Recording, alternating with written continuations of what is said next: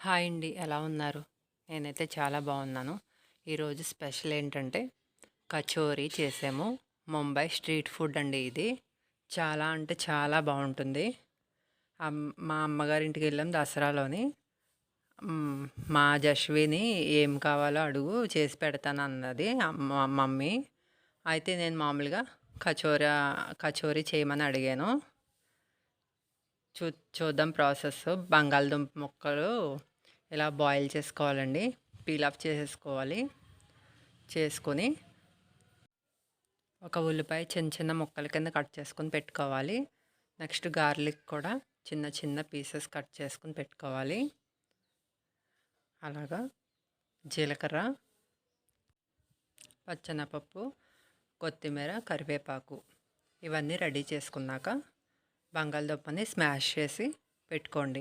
Oil oil heat అయిన తర్వాత జీలకర్ర, కందిపప్పు, కరివేపాకు, ఉల్లిపాయలు అవన్నీ వేసుకొని ఒకసారి ఫ్రై చేసుకోండి బాగాని. కొత్తిమీర యాడ్ చేయండి, అలాగే కరివేపాకు కూడా యాడ్ చేయండి. చాలా అంటే చాలా బాగుంటుంది. మన ఛానల్ ఎవరైనా ఫస్ట్ టైం చూసినట్లయితే మన ఛానల్కి ఒక లైక్ చేయండి, షేర్ చేయండి మీ ఫ్రెండ్స్కి, రిలేటివ్స్కి అండ్ ఫ్యామిలీ మెంబర్స్కి మన వీడియో. నెక్స్ట్ పిల్లలకి కానీ ఇంట్లో ఎవరన్నా రిలేటివ్స్ వచ్చినా కానీ ఈ రెసిపీ చేసి పెట్టండి. చాలా బాగుంటుంది, చాలా నచ్చుతుంది. మళ్ళీ మళ్ళీ వచ్చినప్పుడల్లా అడుగుతారు. ఉప్పు, కారం, పసుపు అవి కూడా వేసుకొని ఒకసారి కలిసే విధంగా కలుపుకోండి. ఈ రెసిపీ వచ్చేసి మా మమ్మీకే డెడికేట్ చేస్తున్నాను. ఫస్ట్ టైం చేసినా కూడా చాలా చాలా అంటే చాలా బాగుంది. టేస్ట్ సూపర్, చాలా బాగుంటుంది. మీరు కూడా ట్రై చేయండి.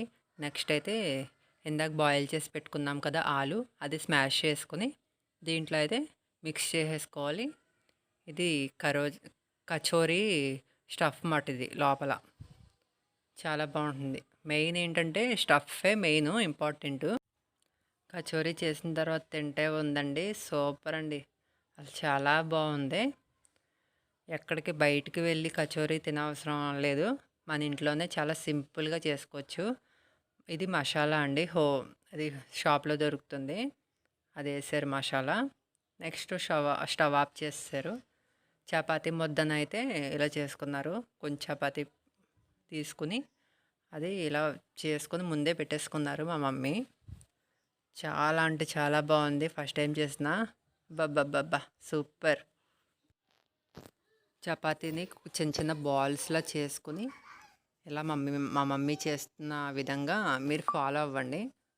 చూడండి, ఇలా కొంచెం పెద్ద సైజులో చేసుకుని దాంట్లో ఇందాక స్టఫ్ చేసాం కదా ఆలు స్టఫ్, అది ఆ స్టఫ్ క్లోజ్ చేసేయండి.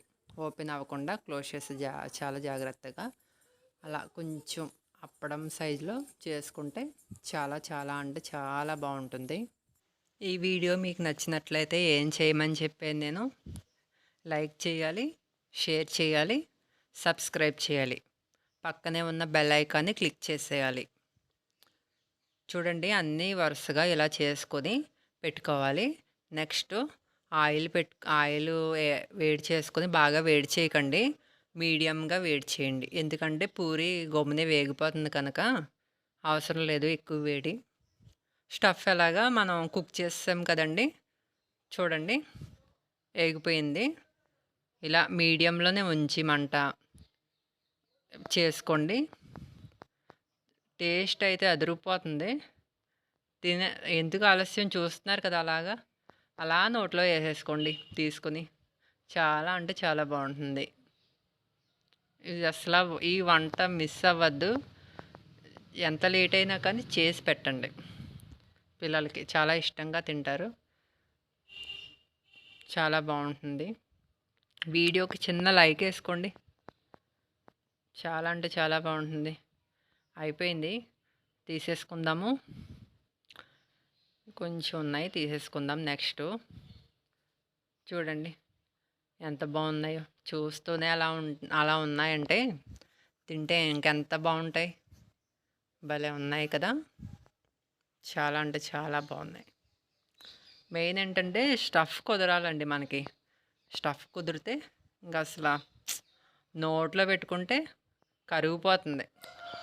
మా మమ్మీ అడగటం ఏంటో జశ్వి అంటే మా అమ్మాయి ఎల్కేజీ చదువుతుంది.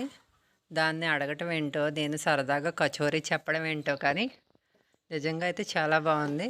అసలు ఎక్స్పెక్ట్ చేయలేదు. కచోరీ అనగానే అసలు ఎక్స్పెక్ట్ చేయకుండా నా నోట్లోంచి వచ్చేసింది కచోరీ చేయమని. ఎప్పుడో హైదరాబాద్లో 5 ఇయర్స్ బ్యాక్ తిన్నాను. అప్పటి నుంచి తినలేదు. టేస్ట్ కూడా ఇప్పటికి తెలీదు. సరదాగా కచోరీ అన్నాను, నిజంగా చేసేసారు మా మమ్మీ. చూడండి అసలు ఎంత బాగుందంటే సూపర్. రండి ఒక లైక్ కొట్టుకుని సబ్స్క్రైబ్ చేసుకుని ఫ్రెండ్స్కి షేర్ చేయండి.